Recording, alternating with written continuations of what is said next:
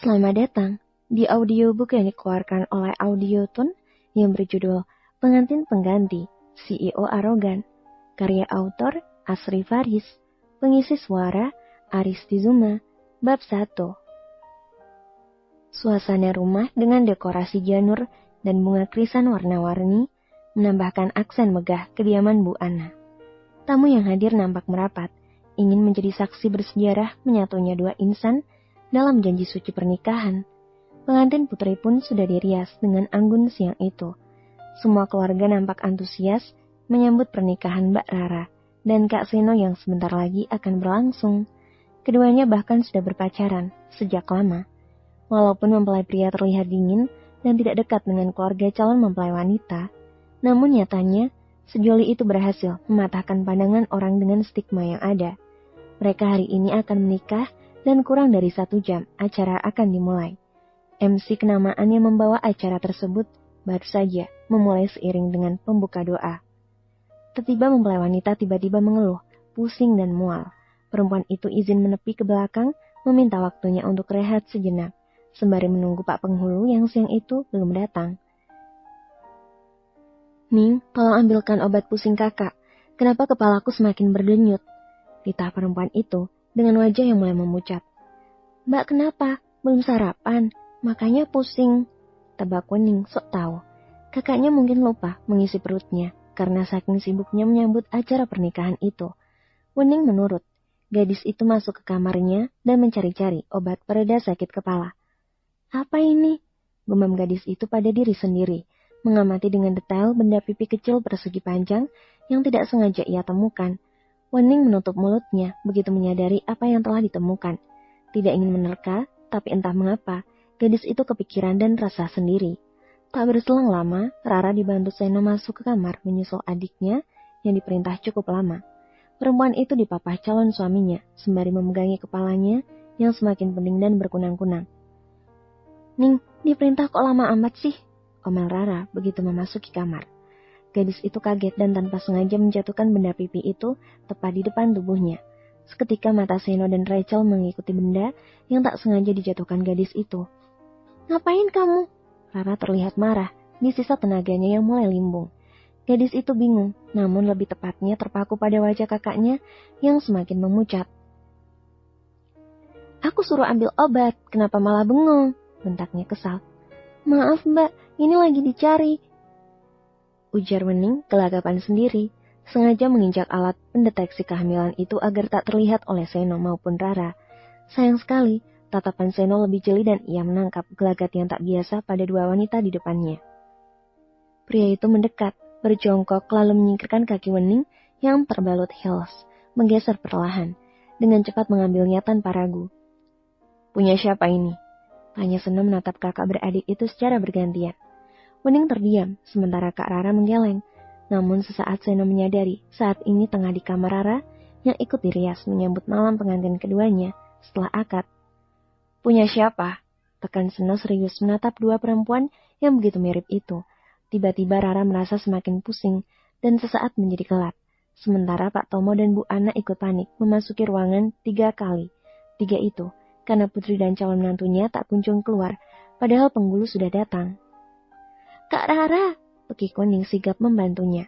Seno langsung menggendong calon istrinya dan membawa keranjang, sementara Pak Tomo dan Bu Ana jelas panik.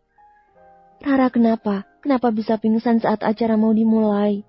tanya Bu Ana cemas. "Tadi Kak Rara ngeluh sakit kepala dan mual, Bu. Aku disuruh ngambil obat, tapi..." Wening terdiam saat Seno menyerotnya dingin. "Bagaimana ini? Acara akan segera dimulai. Seno, kamu bisa tetap ijab kabul, nak. Biarkan Rara di sini. Kondisinya tidak memungkinkan." "Tapi Bu, apa tidak sebaiknya kita panggil dokter untuk memeriksa Rara? Kenapa bisa pingsan? Atau kita tunda dulu beberapa jam sampai Rara sadar? Saya nggak bisa ninggalin Rara dalam kondisi begini." Kedua orang tua dan calon besan nampak berdiskusi, sepakat memanggil dokter untuk memeriksa calon pengantin perempuan. Semua menanti dengan cemas, namun ada gadis yang begitu resah. Ia tengah menimang penemuannya dengan pikirannya sendiri. "Apa ini punya kamu?" tanya Seno dingin. Pria itu sedikit menepi, menyusul Wening yang sengaja meninggalkan kamar. Ia bingung sendiri dengan apa yang terjadi. Tak menjadi apa, kalaupun memang Rara hamil, toh mereka akan segera menikah. Terka Wening kembali santai. Wening menggeleng beberapa kali untuk memastikan. Seno semakin resah dengan jawaban calon adik ipar. Kalau bukan punya Wening, kemungkinannya punya perempuan yang lain. Katakan dengan jujur, aku tidak akan memberitahu kedua orang tuamu, dan aku anggap itu bukan urusanku sama sekali. Tekan pria itu dengan acuh. Seno akan merasa lega dengan gadis itu mengakuinya. Namun, lagi-lagi Wening menggeleng dengan jujur. Sementara di sudut ruangan, Rara masih diperiksa dokter. Bagaimana dok? Tanya Bu Ana merasa khawatir. Bersambung. Bab 2. Bagaimana dok? Tanya Bu Ana merasa khawatir. Dari ruangan yang berbeda muncul Bu Yasmin dan Pak Adi. Mereka menginterupsi agar ijab kabul segera dimulai. Penghulu sudah menunggu terlalu lama, dan beliau masih mau mengisi acara di pernikahan lainnya. Sebaiknya kamu ijab kabul dulu saja, Sen. Tetap sah walaupun Rara di dalam. Yang penting semua syaratnya sudah lengkap. Ada saksi, ada mahar, dan ada calon yang bersangkutan. Sebentar, Mah. Nunggu pemeriksaan selesai. Seno tidak bisa menikah dengan perasaan begini. Ujar pria itu, mulai berpikiran negatif tentang calon istrinya. Ini bukan kali pertama calon istrinya mual-mual seperti itu. Seminggu yang lalu saat tengah makan bersama, juga Rara sempat mengeluh mual dan pusing. Saat hendak dibawa ke dokter, Rara menolaknya. Seno masuk ke kamar mendekati ranjang. Terlihat Rara masih terbaring lemas dengan wajah pucat dan riasan yang sudah tidak beraturan. Bagaimana keadaan Rara, dok? Kondisinya ngedrop ya. Mungkin karena kecapean. Untuk keluhan pusing dan mual bisa saja asam lambungnya naik. Atau ada kemungkinan lainnya juga yang harus diperiksa lebih lanjut. Apa kemungkinan itu bisa saja hamil? Tanya Seno to the point. Seketika Rara terkesiap mendapati pernyataan calon suaminya. Seno tidak peduli lagi jika pernikahannya batal, daripada berlanjut dengan penuh kepalsuan dan pengkhianatan. Kamu ini ngomong apa, Sen? Kalian kan baru mau nikah, ujar Bu Yasmin memperingatkan. Tapi Seno nemu ini di kamar ini, Bu. Kalau bukan punya Rara, tentu saja punya perempuan lainnya. Ujar pria itu menatap dua perempuan dengan hubungan darah itu. Kali ini Rara benar-benar syok berat mendengar pernyataan itu. Seno tidak bisa dibohongi. Sungguh nasib baik saat ini berpihak padanya. Aku ingin dokter memeriksa Rara lebih lanjut, ujar Seno dingin. Hatinya diliputi kegalauan yang mulai bergemuruh hebat. Kamu itu ngomong apa sih? Kita mau menikah, gak mungkin aku hamil. Sanggah Rara cepat mencoba menguasai tubuhnya yang belum sehat benar. Buktikan saja, Rah, kalau memang pada kenyataannya itu benar. Kamu tidak bisa menutupi itu dari kami, dan pernikahan ini tidak akan pernah terjadi.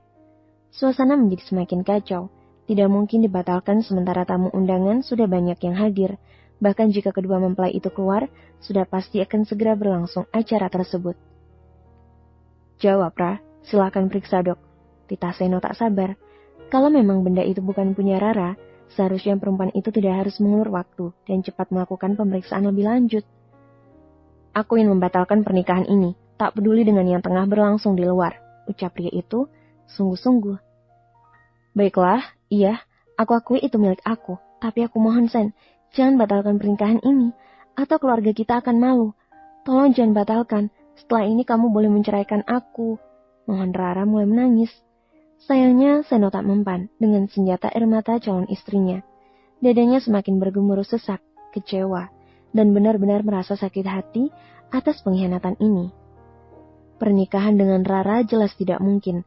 Seno tidak mungkin melanjutkan pernikahan itu saat calon istrinya bahkan tengah mengandung benih orang lain. Kenapa tidak Wening saja yang menggantikan kalau Rara hamil? Usul Bu Yasmin penuh solusi. Hah? Mata Wening membulat. Bahkan seisi ruangan nampak syok dengan ide yang terlontar dari wanita parubaya itu. Gadis itu jelas menolak mentah-mentah. Bahkan umurnya saat ini belum genap 18 tahun. Bagaimana bisa ia menikah saat dirinya masih duduk di bangku sekolah? Saya setuju, sambung Pak Adi tak mau malu. Sementara kedua orang tua Wening jelas galau. Kenapa harus putri kecilnya ikut terlibat? Ia bahkan masih terlalu kecil untuk berumah tangga. Pikirkan saja cepat. Kalau dibatalkan keluarga kita akan malu. Ditambah anakmu yang hamil di luar nikah. Harus jelas siapa yang menjadi ayah pada kehamilannya. Sakit hati, kecewa dan sedih menjadi satu pada ibu dua anak itu. Antara kasihan dengan Rara yang gagal menikah, dengan bingung harus mengiyakan usulan calon besannya itu. Maaf Tante, Wening tidak bisa. Umur kami terpaut jauh, dan Wening masih ingin sekolah. Lagian tidak mungkin juga saya nikah dengan Kak Seno. Lawang dia cintanya sama Kak Rara. Kamu tidak punya hak untuk menolak. Seharusnya membantu memikirkan solusinya. Ya dengan mau menjadi pengantin pengganti untuk kakakmu. Atau pernikahan ini batal. Pak Tomo mendadak merasakan nyeri pada dadanya. Ia hampir tidak bisa berpikir jernih dengan keadaan yang ada. Sementara Rara hanya pasrah dengan keputusan keluarga. Hatinya sakit, jelas ini juga salahnya. Demi menyelamatkan kehormatan keluarga, ia harus rela calon suaminya menikah dengan adiknya sendiri, yang bahkan masih belasan. Bersambung.